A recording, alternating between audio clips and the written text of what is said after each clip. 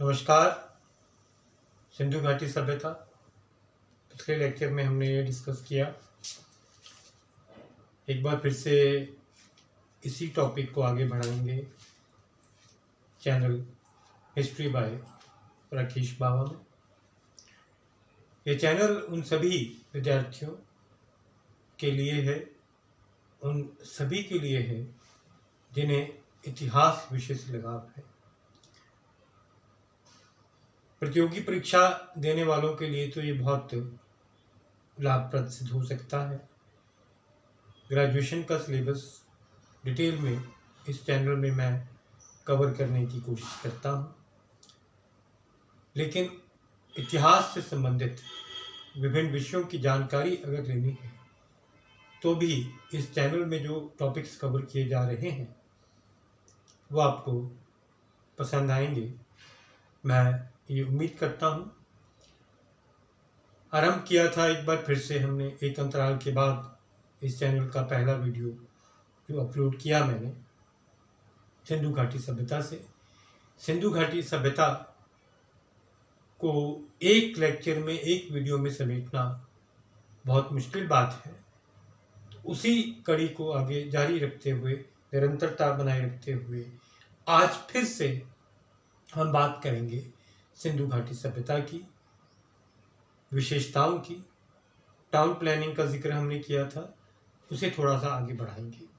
और मुख्य केंद्र यहाँ पर मैंने लिखे हैं, यहाँ पर हड़प्पा है, मोहनजोदाड़ो है, चन्नूदाड़ो है, लोथल है, कालीबंगा है, रंगपुर है। तो टाउन प्लानिंग में हम देखते हैं कि एक मुख्य सड़क जब जाती थी, केंद्र से निकलती है, और जो ब्रांच रोड्स हम जिन्हें बोलते हैं, जो रोड्स मुख्य सड़क के किनारे, मुख्य सड़क से निकलती हैं बेसिकली, वो अजीब तरीके से किसी जिगजैग वे में नज़र नहीं आती हमें। वो हमें नज़र आती हैं कि वो 90 डिग्री के एंगल से, 90 डिग्री के कोण से जो है वो मुख्य सड़क से वो निकल रही है, ठीक है। और वहाँ से भी अगर कोई गली या कोई सड़क को निकलना है तो वो भी एक 90 डिग्री का एंगल जो है वो बन रहा है। एक शब्द इस्तेमाल किया था मैंने, ग्रिड पैटर्न। तो ग्रिड पैटर्न जो है आयताकार जो है वो हमें नज़र आता है।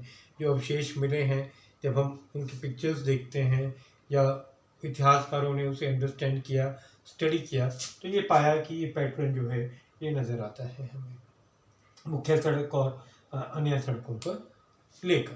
तो ये एक प्लानिंग है, ये हैफिज़ेट नहीं है, ये बिल्कुल हैफिज़ेट प्लानिंग नहीं है कि जैसे मन किया, जहाँ मन किया वो सड़कें और गलियाँ उस सभ्यता में बना दी जाती थी, ऐसा कुछ नहीं था। और जो नालियाँ हैं, जो ड्रेन्स हैं, वो कवर्ड थी, ड्रेन्स वर कवर्ड, ब्रिक से उन्हें कवर्ड किया गया था। वो ड्रेन्स जो है वो कवर्ड मिलती हैं हमें वहाँ पर, और जो है हम कह सकते हैं कि बर्न्ट मड ब्रिक्स का इस्तेमाल जो है उस सभ्यता में पाया गया है।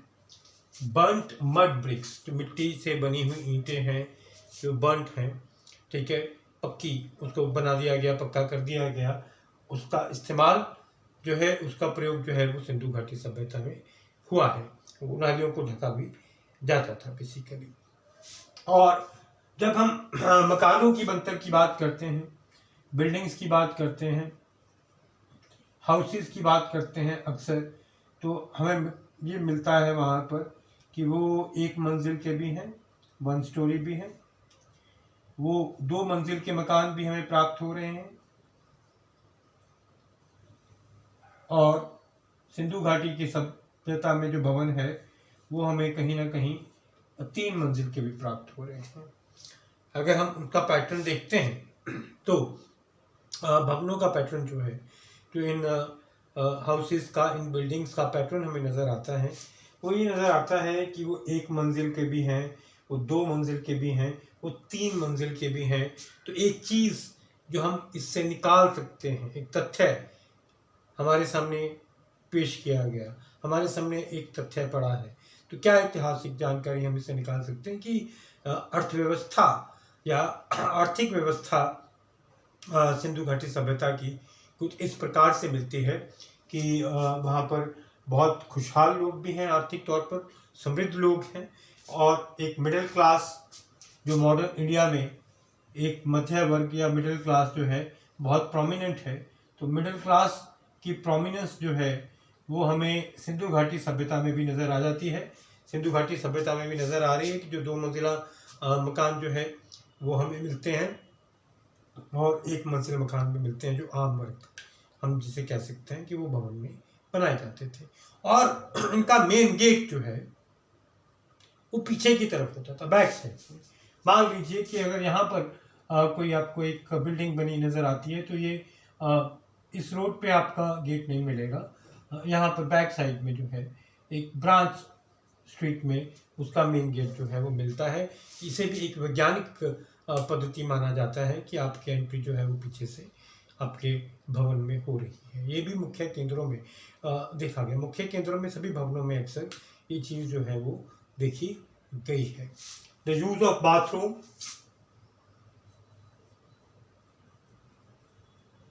गुसलखाना मिला है, लगभग प्रत्येक भवन में मिला है, और प्रत्येक भवन में हमें एक स्ट्रक्चर भी मिल रही है, एक यूटेंसिल ऐसा मिल रहा है, एक ऐसा बड़ा बर्तन मिल रहा है जिसे हम अनाज स्टोर करने का बर्तन कह सकते हैं, जिसे हम ग्रेन स्टोरेज यूटेंसिल कह सकते हैं। जो इतना बड़ा जो है बेसिकली स्ट्रक्चर जो है वो भी प्रत्येक भवन में हमें मिली है। इससे भी कुछ चीज़ निकलती है, एक चीज़, एक इतिहास का गठन किसी भी स्टेटमेंट से हो सकता है।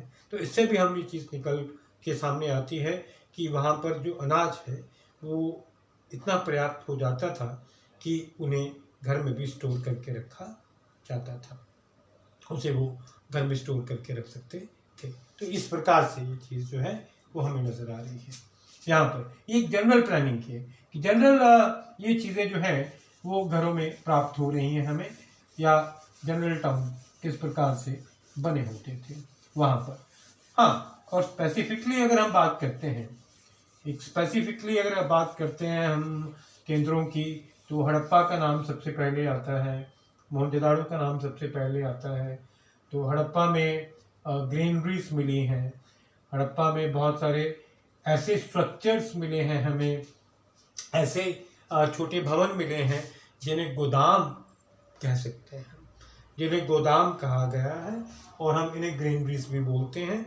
एक स्टोर हाउस के रूप में हो सकता है इन स्ट्रक्चर्स की उपयोगिता रही हो कि जब अनाज पर्याप्त हो जाता था, जब फसल पर्याप्त हो जाती थी, तो उन्हें इन ग्रीनरीज में जो है वो रखा जाता था।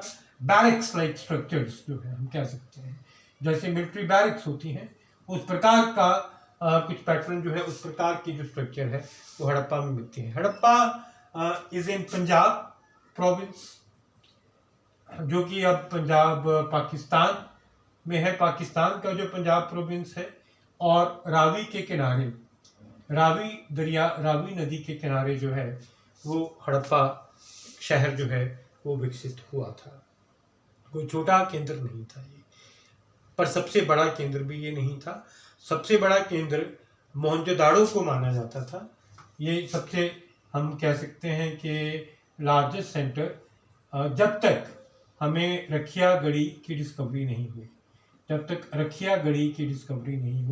मैंने बताया था कि ये हाल ही में इसकी डिस्कवरी हुई है। सबसे लेटेस्ट जो सेंटर है, सबसे नया सेंटर जो है जो सिंधु घाटी सभ्यता से संबंधित, वो रखिया गढ़ी है, और this is the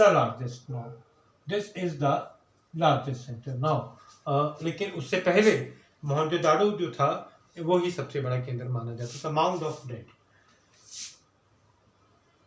it means mound of dead.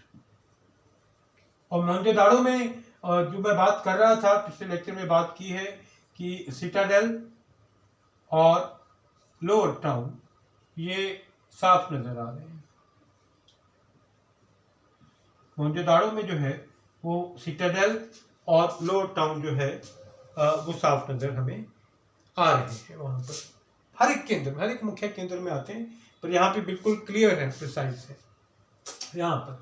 और एक सबसे इम्पोर्टेंट स्ट्रक्चर जो हमें मोहनजोदाड़ो में मिलती है, स्ट्रक्चर्स तो बहुत मिली हैं, लेकिन एक ये स्पेसिफिक स्ट्रक्चर जो है जो कहीं और नहीं मिली, जिसे हम द ग्रेट बाथ कहते हैं, विशाल स्नानागार। एक ऐसी स्ट्रक्चर, एक ऐसा स्ट्रक्चर का अवशेष जो एक बहुत बड़े तालाब या सरोवर कह लीजिए उसके रूप में हमें मोहनजोदाड़ो में मिला है, जिसे हमने नाम दिया, इतिहासकारों ने नाम दिया विशाल स्नानागार का। अब ये क्यों बनाया गया होगा, किस लिए इसे यूज किया गया, तो हम ये मानकर चलते हैं कि जो जल है, जल का हमारे जीवन में एक बहुत ही इम्पोर्टेंट प्लेस है, एक महत्वपूर्ण स्थान है। चाहे वो विशेष पर्वों के मौके पर हो, चाहे हमारे रोजमर्रा के कार्यों पे हो, और विशेष पर्व के मौके पे हम आज भी देखते हैं, आधुनिक भारत के संदर्भ में भी देखते हैं कि किसी एक विशेष पर्व के मौके पर किसी जल के स्रोत के पास जाना या किसी ऐसे सरोवर के पास जाना उस विशेष दिन एक परंपरा है, एक ये परंपरा नजर आती है हमें। हो सकता है कि मोहनजोदाड़ो में या सिंधु घाटी सभ्यता के कुछ और केंद्रों में भी ये परंपराएं रही हों, और आज हमें वही लीगेसी नजर आती है, वही लीगेसी जो है वो कंटिन्यू हो रही है, जो आज तक चली है। बीच बीच में कहीं ना कहीं उसका लिंक टूटा, वो कड़ी टूटती भी है, लेकिन फिर से बनती है। इतिहास ऐसे ही चलता है, इतिहास कभी रुकता नहीं, हिस्ट्री कभी रुकती नहीं है। हिस्ट्री एक लीनियर फॉर्म में भी चलती नहीं है, कहीं ना कहीं इसकी कंटिन्यूटी जो है वो हमें प्राप्त हो जाती है, सिर्फ हमें उसको ढूंढना पड़ता है, उसे निकालना पड़ता है। तो ये लीगेसी नज़र आ रही है हमें। विशाल स्नानागार जो मोहनजोदाड़ो में मिला, एक सरोवर शेप में, एक सरोवर के स्टाइल में जो है वो स्नानागार बनाया गया, सीढ़ियाँ बनी हुई हैं, सीढ़ियाँ उतर के आप उसके तल तक जा रहे हैं, जहाँ पर कुछ वो अपने अनुष्ठान करते होंगे, कुछ अपने पर्व के मौके पे, विशेष दिन के मौके पे वहाँ जाकर कुछ उनका परंपराएं, कुछ उनके अनुष्ठान होते होंगे, ऐसा इतिहासकार मानते हैं। और मोहनजोदाड़ो और हड़प्पा दोनों ही जो है वो सिंधु घाटी सभ्यता की कैपिटल्स हैं, टू कैपिटल्स। ये मान के चला जाता है, ये मान्यता है।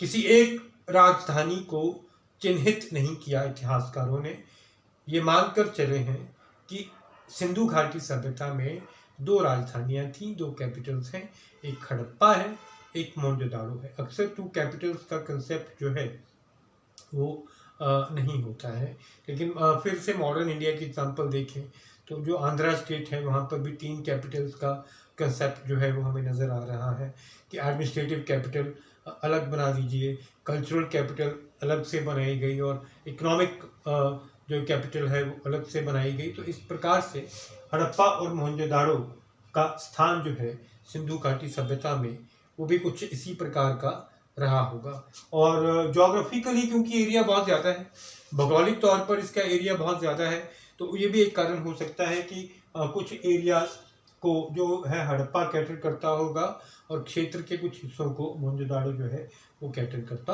होगा।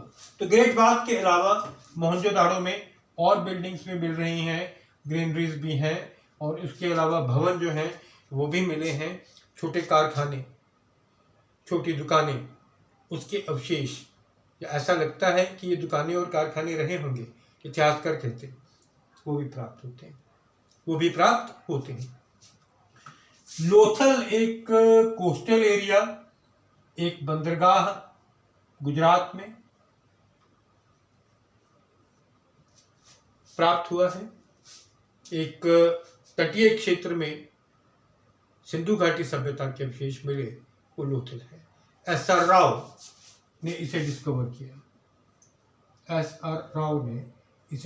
किया था। हड़प्पा जो है वो डिस्कवरी कर रहे हैं, यहाँ पर हमें पता होना चाहिए, मुझे बता देना चाहिए, ये दयाराम साहनी इन 1921, और जो मोहनजोदाड़ो है वो R.D. बनर्जी, मोहनजोदाड़ो R.D. बनर्जी जो है वो डिस्कवर कर रहे हैं 1922 में। और इसी संदर्भ में SR राव जो है वो लोथल की डिस्कवरी होती है। And Lothal is also very important and unique. Lothal का जो यूनिक पॉइंट है, लोथल का यूनिक पॉइंट जो एक स्पेशल बनाता है लोथल को, वो इसी में है कि वो एक तटीय क्षेत्र में लोकेटेड है, वो एक कोस्टल एरिया में है, और कोस्टल एरिया में ये एक पोर्ट के रूप में भी काम कर रहा है लोथल, और एक शिप बिल्डिंग सेंटर के रूप में भी काम कर रहा है। जो लोथल है वो एक बंदरगाह भी है, और लोथल जो है वो एक शिप बिल्डिंग सेंटर भी है। समुद्री जहाज या किश्तियां जो हैं वो वहां पर बनाई जा रही है। तो लोथल की इंपॉर्टेंस, सिंधु घाटी सभ्यता की जब अर्थव्यवस्था की बात हम करते हैं, उनकी इकोनॉमिक एक्टिविटीज की बात करते हैं या करेंगे, तो उस रेफरेंस में, उस संदर्भ में इस केंद्र की इंपॉर्टेंस जो है बहुत ज़्यादा हो जाती है लोथल में। और लोथल में बरियल के टाइम जो बरियल वो करते थे आफ्टर डेथ, तो ऐसा मिला है, एक एग्जांपल मिली है, मेल फीमेल को एक साथ बरियल दिया गया, डबल बरियल, डुअल बरियल हम इसे कह सकते हैं। और ये लोथल में ही एक अपवाद के रूप में हम कह सकते हैं कि एक्सेप्शन जो है वो हमें मिलता है, किसी और सेंटर में ऐसी कोई एग्जांपल हमें नहीं मिलती है। ठीक है, सती प्रथा के साथ जोड़ के इसे देखा कई इतिहासकारों ने, लेकिन इसके कोई प्रमाण, कोई जो है सॉलिड एविडेंस जो है वो नहीं मिल पाया, कुछ ठोस प्रमाण हमारे पास नहीं है। और रंगपुर और कालीबंगन, कालीबंगन इन राजस्थान, बंगन मीन्स बैंगल्स, वहां से ये नाम पड़ रहा है, वहां से ये नाम पड़ रहा है। बैंगल मेकिंग फैक्ट्री, कारखाने, ऐसे कुछ छोटे छोटे कारखाने जो हैं वो मिले हैं हमें, कालीबंगन में मिले हैं। रंगपुर, रंगपुर का नाम क्यों लिया जाता है बार बार, कई बार ये क्वेश्चन आ भी जाता है कि वैसे तो सिंधु घाटी सभ्यता में राइस कल्टीवेशन का कोई प्रमाण नहीं मिलता, धान की बिजाई के कोई प्रमाण नहीं है हमारे पास, लेकिन रंगपुर इज एन एक्सेप्शन, यहाँ पर राइस कल्टीवेशन, पैडी कल्टीवेशन जो है वो हम देखते हैं, वो रंगपुर में जो है हम देखते हैं। तो इस तरह से कुछ अपवाद, कुछ एक्सेप्शंस जो हैं वो इंडस वैली सिविलाइजेशन में, वो सिंधु घाटी सभ्यता में देखी जा सकती हैं। जैसे कि डॉग, कुत्ते का कोई प्रमाण नहीं है, लेकिन कहीं ना कहीं एक दो क्षेत्र में, केंद्र में ये अपवाद मिला है। हॉर्स सिंधु घाटी सभ्यता में नहीं है, कोई जानकारी नहीं है, लेकिन 2-3 केंद्रों में, जिनमें सुरकतोदा भी है, सुक्ता जंदोर भी है, सुरकतोदा और सुक्ता जंदोर, वहाँ पर घोड़े के होने के प्रमाण ऊपरी तौर पर मिले हैं। ऐसा लगा कि इन केंद्रों में, सुरकतोदा और सुक्ता जंदोर में घोड़ा कहीं ना कहीं पाया गया था, लेकिन घोड़े को हम आर्यों के साथ जोड़कर देखते हैं, अदरवाइज हम किसी प्रकार का जो प्रमाण है घोड़े से रिलेटेड, गाय से रिलेटेड, वो हम यहाँ पर नहीं पाते, वो हम सिंधु घाटी सभ्यता में नहीं पाते हैं। लेकिन अपवाद होते हैं, एक्सेप्शंस जो हैं वो होती हैं, वो मिलती हैं, और वो मिली हैं वहाँ पर। तो ये कुछ क्षेत्रों की बात मैंने आपको बताई, उनकी विशेषताएं बताई हैं कि किस प्रकार से ये कुछ क्षेत्रों की विशेषताएं हैं, या सिंधु घाटी सभ्यता की जो जनरल फीचर्स हैं उनकी भी हमने बात की है। तो इस प्रकार से ये सिंधु घाटी सभ्यता इवॉल्व होती रही, कोई एक फेज नहीं था। It evolve from first phase to second phase, and from second phase it evolve to third phase. 3300 ईस्वी पूर्व से लेकर इसका समय काल जो है 1750 BC तक चलता है, ये माना गया है। ये एक जनरल टाइम पीरियड है जिसे मैंने बताया। इसमें भी कई राय हैं, बहुत सारे जो है इसमें व्यू पॉइंट्स दिए गए हैं इतिहासकारों द्वारा, लेकिन कहीं ना कहीं तो स्टिक होना पड़ता है ना। तो वो हम स्टिक हो रहे हैं 3300 BC से लेकर 1750 BC तक जो है वो इसका टाइम पीरियड माना गया, और ये इवॉल्व होती है। ये इसका अर्बेनाइजेशन का जो पैटर्न है वो बढ़ता है, वो इंक्रीज होता है, वो कम नहीं होता है। और केंद्र मिलते हैं, और केंद्र डिस्कवर होते हैं जो हो रहे हैं अब तक, और केंद्र उस टाइम बनते हैं, उस टाइम और शहर बनाए गए थर्ड फेज तक आते आते, और कुल मिलाकर 1200 केंद्र हमें मिले। तो उम्मीद करता हूँ कि जो दूसरा लेक्चर हमने इस चैनल में हिस्ट्री बाय राकेश पावा में किया, वो भी सिंधु घाटी सभ्यता पे ही आधारित था, और सिंधु घाटी सभ्यता पे आधारित ही कुछ टॉपिक्स को, कुछ प्रश्नों को हमने लिया और समझने की कोशिश की। उम्मीद करता हूँ ये वीडियो भी आपको अच्छा लगा होगा। सब्सक्राइब करें चैनल हिस्ट्री बाय राकेश पावा, और मुझे पूरी उम्मीद है कि आपकी परीक्षाओं में इस चैनल से जो भी जानकारी आपको मिलती है उससे आपको लाभ होगा। अगले लेक्चर तक के लिए नमस्कार, धन्यवाद।